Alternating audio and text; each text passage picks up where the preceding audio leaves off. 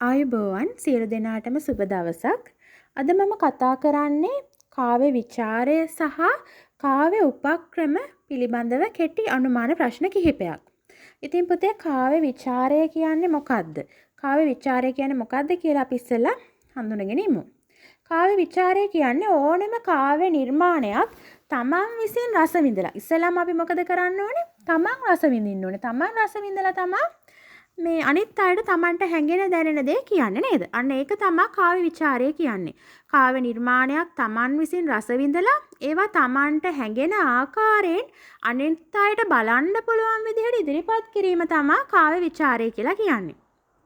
ඊළඟට මේ කාව්‍ය විචාරය කරද්දී අපි මේ කවියා අපිට ඉබේම අහු වෙනවා කවියා මොනවද යොදාගෙන තියෙන කාව්‍ය උපක්‍රම. නේද? කාව්‍ය උපක්‍රමයක් කියන්නේ මොකද්ද? කවියා මොකක් හරි වස්තු විෂයක් තෝරගන්නවා. වස්තු විෂයක් කියන්නේ මාතෘකාවක්. මාතෘකාවක් කියන්නේ එක්කෝ අම්මා, එක්කෝ වැස්ස, එක්කෝ තමන්ගේ නේද? තමන් මුහුණ දීපු අත්දැකීමක්, තමන්ගේ ප්‍රියයාගෙන් වෙන්වීම, තමන්ගේ පෙම්වතාගෙන් වෙන්වීම, පෙම්වතියගෙන් වෙන්වීම අන්න වස්තු විෂය තෝරගත්තා. ඊට පස්සේ තෝරගත්තු කවියා තමන්ගේ නේද? තමන්ගේ සුරතලා හරි මොකක් හරි වස්තු විෂයක් තෝරගත්තාම එයා ඒක සහෘදයා. සහෘදයා කියන්නේ රස විඳින්නා. රස විඳින්නා අතරට රැගෙන යාමට යොදා ගන්නා විවිධ උපක්‍රම. ඒ කියන්නේ රස විඳින්නා අතරට රැගෙන යන විවිධ උපක්‍රම යොදා ගන්නවා මොනවද? ඒවා තමයි අපි කියන්නේ උපමා, රූපක, දීපක නේද? විවිධ උපක්‍රම යොදා ගන්නවා. ඉතින් ඒව තමයි කාව්‍ය උපක්‍රම කියලා කියන්නේ. නංගිගේ මුහුණ සඳක් වගේ නේද? අන්න ඒ වගේ උපමා දාලා නේද? සමන් පිච්ච මල්ලි හිරුණු නිල් තනකොළ පිට්ටනියක් වගේ යහස අන්න බලනු කොච්චර ලස්සනද රැට. අන්න උපක්‍රමයක් හදාගත්තා ස්මහින්දීමේ. අන්න ඒ වගේ මොකක් හරි ලස්සන උපමාවක් දාලානේ සමන් පිච්ච මල්ලි හිරුණු නිල් තනකොළ පිට්ටනියකට අහස සමාන කරා උපමාව. නේද? අන්න එක උපක්‍රමයක්. ඒ වගේ උපක්‍රම ගොඩාක් තියෙනවා. අපි නේද දන්නවා උපමා, රූපක, දීපක, විරිත, අනුප්‍රාසය, ධ්වනිතාර්ථවත් වචන, ව්‍යංගය ඒ ඕන දෙයක් යොදා ගන්න පුළුවන් කාව්‍ය උපක්‍රම වලට. ඉතින් එතකොට පුතේ දැන් මේ කාව්‍ය විචාරයේදී සලකා බලනු ලබන අංග මොනවද? නේද? කාව්‍ය විචාරයක් කරද්දී අපි මොන ඒවටද අවධානය යොමු කරන්න ඕනේ? කවියේ වස්තු විෂය. ඒ කියන්නේ කවියට හේතු වෙච්ච මාතෘකාව. නේද? ඊට අමතරව අපි බලනවා මේකේ අපූර්වත්වයක් තියෙනවද? රසයක් තියෙනවද? නේද? චමත්කාරයක් තියෙනවද? නේද? කවියට මොකක්ද යොදාගත්තු මාතෘකාව? අපූර්වත්වය කියන්නේ මොකද්ද? පෙර නොවූ විරූ දෙයක්, අලුත් දෙයක් තියෙනවද? ඊට පස්සේ මේකේ රසයක් ජනනය වෙනවද? නේද? ඊට පස්සේ චමත්කාරයක්. ඒ කියන්නේ අපි කියන වාව් වගේ නේද? ආයක අහලා බලනකොට අපිට ලස්සනට ඒක තේරෙනවා. ඉතින් අර ඒක ලස්සනට දැනෙනවා. අපේ අර මේ ඇඟේ අර හිරිගොඩ පිපෙනවා නේද? මයිල් කෙලින් වෙනවා. ඒ තරම් ඇඟට අපි කියන සිංහල නැතු ඉංග්‍රීසියෙන් කොහොමද හොඳට ෆීල් වෙනවද කවිය. ඉතින් එහෙම කවි ගොඩ ඕන තරම් තියෙනවානේ කවි ගීත. ඉතින් අන්න ඒ වගේ දැන් අපි විරහ වේදනාවෙන් ඉන්නවා නම් නේද? අපි කියන්නේ විරහ සින්දුවක් ගීතයක්, කවියක්, බූට් සින්දුවක් අහනකොට අපේ ඇඟේ මයිල් හිරිගොඩ පිපෙනවා. අන්න ඒ වගේ නේද? මේ ඔයා මාව දාලා ගියා නේද? ආයෙන්න එපා. ඔන්න එහෙම කියනවනේ මොකද? අපි ඔන්න අපිට මොකක් හරි එකක් ව්‍යංගයෙන් හරි මේ එහෙම දැනෙනවා නම් අපි ඔන්න ਵਿਚාරය කළ කියන අපිට මේක හොඳට දැනෙනවා කියලා. ඉතින් ඒ වගේ දේවල් සලකලා බලනවා. ඊළඟට මේ කාව්‍ය විචාරය කරද්දී කාව්‍ය විචාරය මගින් සිදුවන වාසි මොනවද? වාසිය තමයි නිර්මාණකරුවා. දැන් මම කවියක් ලියනවා මම නිර්මාණකරුවන්. මගේ අඩුපාඩු හැදෙනවා. මගේ උපදෙස් සැපේනවා. දැන් රෝස මලක් ගැන ලියනවා නම් මේක මීට වඩා තව ලියන්න තිබ්බා ඔයාට. මේකට තව මෙහෙම රසයන් එකතු කරන්න තිබ්බා. මේ උපක්‍රම යොදා ගන්න තිබ්බා කියලා අන්න කියනවා කෙනෙක්. අන්න නිර්මාණකරුවාට උපදෙස් සැපේනවා. නේද? මම නිර්මාණකරුවා නම් මට උපදෙස් සැපේනවා. ඔයාලා නිර්මාණකරුවා නම් ඔයාලගේ අඩුපාඩු හැදෙනවා. ඊළඟට නිර්මාණකරුවා නොසිතූ මාතෘකාවක් ඔස්සේ එයාට නිර්මාණය මේ විචාරයට බඳුන් වෙනවා.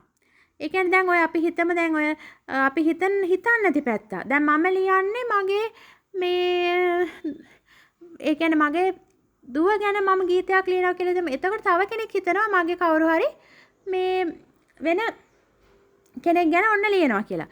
දැන් අපි උදාහරණයට ඇය යන්න ගියා මැකිලානේ අමරසිරි පිරිස් මහත්තයා ගායනා කරනවා.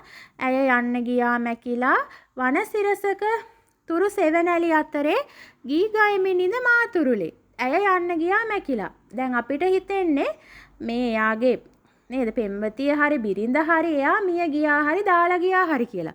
නමුත් තව කෙනෙකුට විචාරයක් තව කෙනෙක් කරන විචාරයක් ඔයාලා බලන අන්තර්ජාලයේ තියෙනවා ඒක වැස්ස ගැන කියන්නේ කියලා. ආයෙත් අපි කල්පනා කරනවා ආනේ ඔය වැස්ස ගැනත් මේකට ගන්න පුළුවන් මේක ආදේශ කරගන්න පුළුවන්. අන්න. ඒතර නිර්මාණකරුවා නොසිතූ හිතපු නැති පැත්තකට ਵਿਚාරය සිදු වෙලා තියෙනවා. අන්න එතකොට නිර්මාණකරණය අපි දැකපු නැති නොදුටු පැතිකඩක් පිළිබඳව නේද නිර්මාණකරුවත් දැනුවත් වෙනවා. පාඨකයාගේ අවධානය යොමු වෙනවා. අන්න ඒකට මැදිහත් කරුවෙකු විදිහට කටයුතු කරන්නේ කවුද? විචාරකයා. ඉතින් අපිට මේ විවිධ පැති ඔස්සේ කවි විචාරය කරන්න පුළුවන් කියලා තමයි කියන්නේ. හරි. අපි ඊළඟට බලමු මොකද්ද මේ කාව්‍ය උපක්‍රම කියලා කියන්නේ කියලා.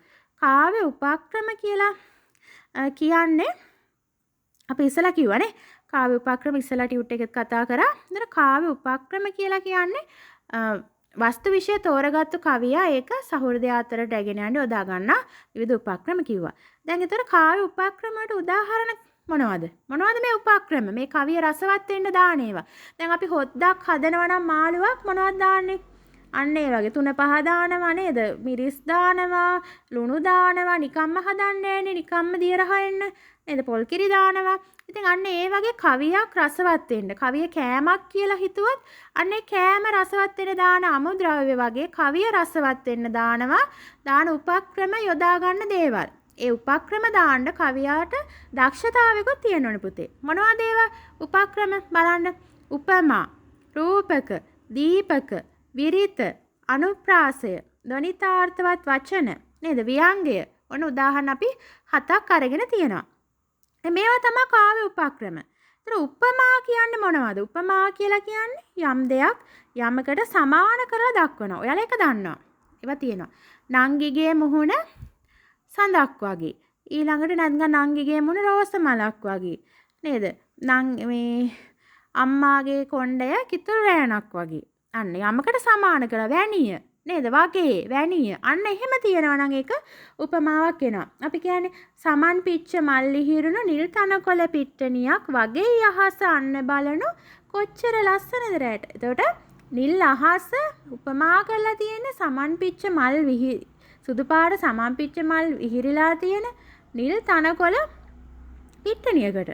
ඉතින් ඒ නිසා එතකොට අපිට හිතා ගන්න පුළුවන් අහස මේ වගේ අපිට හිතේ මැවෙනවා නේද? වගේ ලස්සනට රන් පිඟාන සේවටකුරු නේද? දිලී තිබෙන අයුරු. අන්න ඒ කවුද?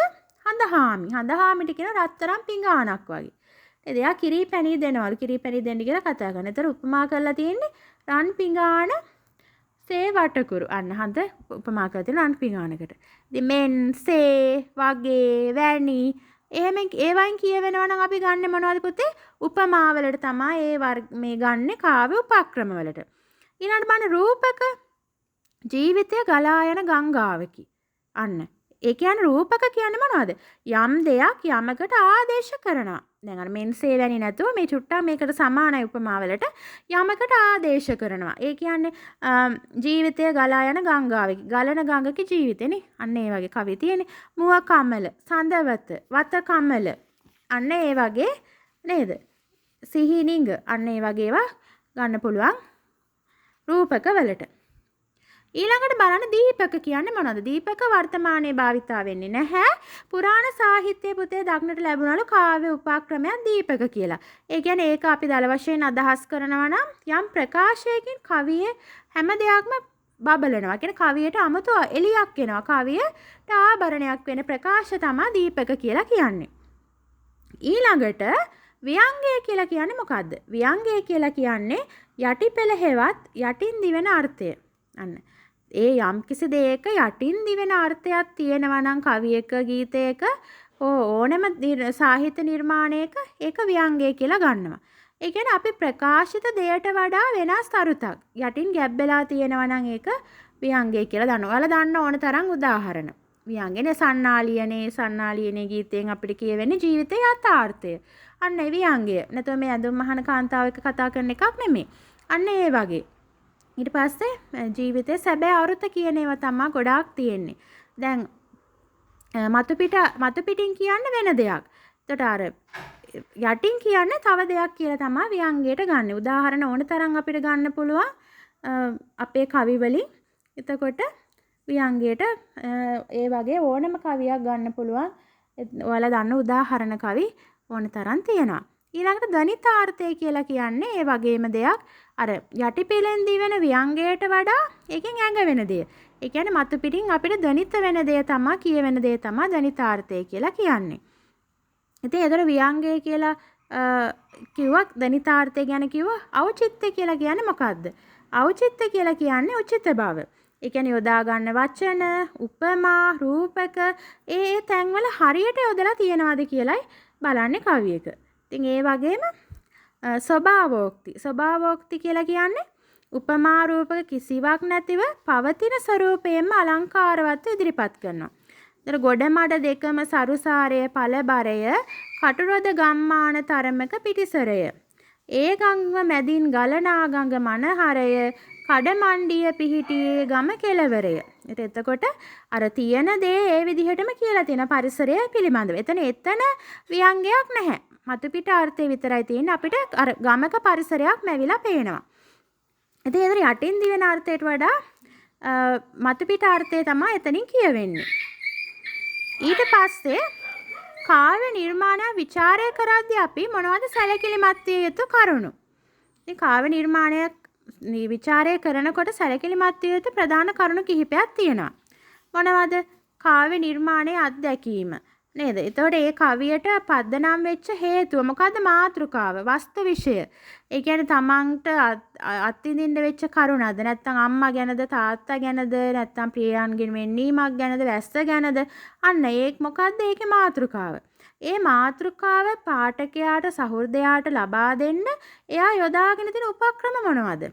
ඔන්න අපි ඉස්සලා කතා කරා උපක්‍රම. ඊට පස්සේ කවියකට උචිත ලක්ෂණ තියෙනවද? මේක නිර්මාණාත්මක බවක් තියෙනවද? නැත්නම් මෙලෝ රහක් නැද්ද? මානුෂීය හැඟීම් හා රසය ජනනය වෙනවද? ඉතින් අන්න ඒ ගැනත් අපි සැලකිලිමත් වෙන රසයක් තියෙනවද කියලා. ඊට පස්සේ කාව්‍යකරණයට අදාළව සමස්ත ගැලපෙන බව. සමස්තව හැම දෙයක්ම ගැලපෙනවද කියලා බලන්න ඕනේ. ඒ කියන්නේ අම්මා ගැන ලියන්න පටන් අරන් යටින් යනකොට කවිය තාත්තා ගැන ලියලා හරියන්නේ නැහැ. ඒ කවිය පුරාම තියෙන්න ඕනේ තමන්ගේ අදහස් ඉස්මතු කරන ඒවා විතරයි. ඊට අදාළව ඒ උපමා රූපක යදුවට කමන්නේ නැහැ.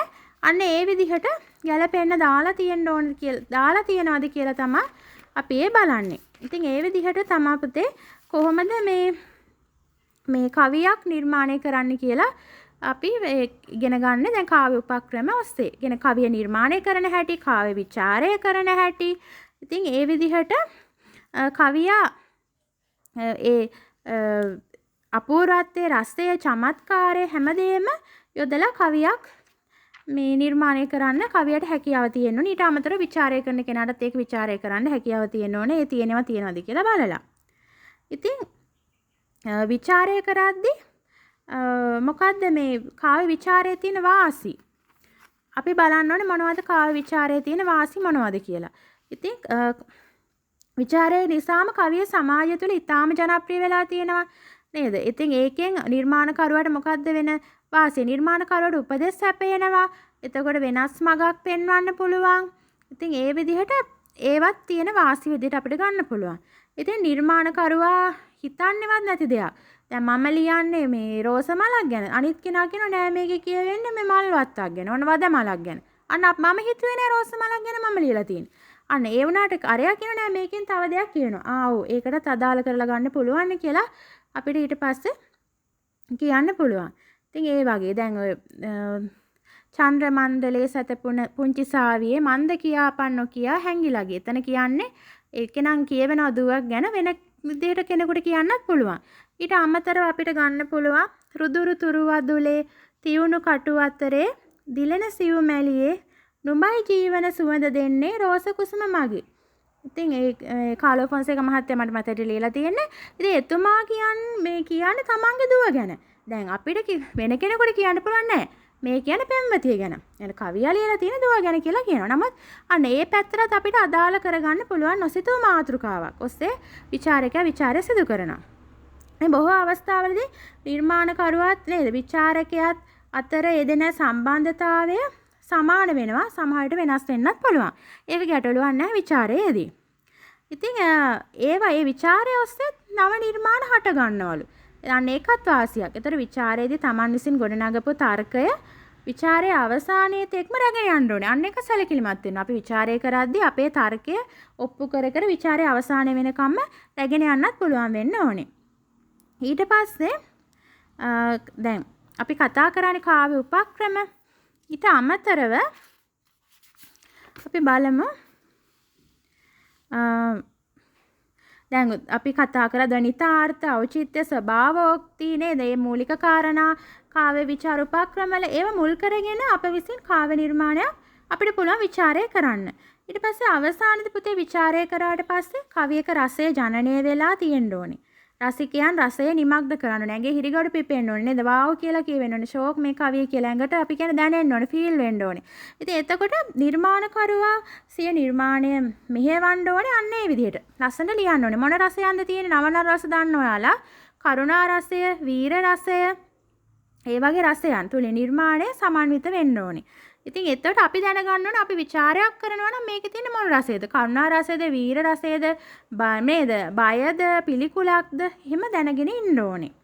ඉතින් ඊට අමතරව රසිකයාගේ හදවත තුල ශබ්ද මාධුර්ය, අර්ථ මාධුර්ය, ඒ කියන්නේ අරුත් ගන්නන වචන වලින් අපිට ඒවා තේරෙන්න ඕනේ. ඒවා කොහොමද යොදාගෙන තියෙන්නේ? අර්ථයක් තියෙන වචන තියෙන්න ඕනේ.